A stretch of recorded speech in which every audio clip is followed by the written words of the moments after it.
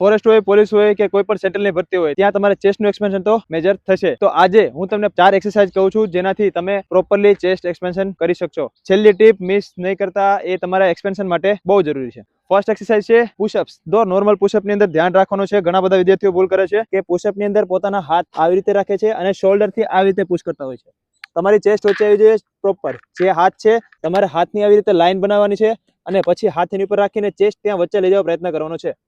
1 up, 2 up, 3 up. 3 set કરવાના છે. Second exercise છે વાઇડ સ્ટેન્સ પુશઅપ, જેની અંદર તમારે પોતાના હાથની વચ્ચે સ્પેસ રાખવાની છે અને પુશઅપ કરવાના છે. સેમ વસ્તુ આની અંદર તમારે લાઈન બનાવી અને સામે જોવાનું છે. ચેસ્ટની વચ્ચે જવી જોઈએ.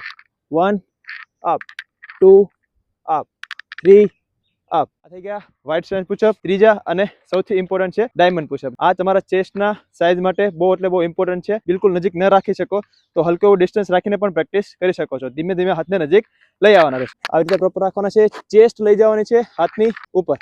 1 અપ, 2 અપ, 3 અપ. તો આ થઈ ગઈ 3 એક્સરસાઇઝ.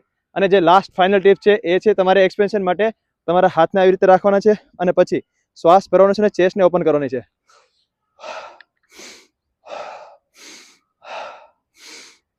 તો આ 4 એક્સરસાઇઝ ફોલો કરો, તમારે ચેસ્ટ 100% થઈ જશે. જય હિન્દ.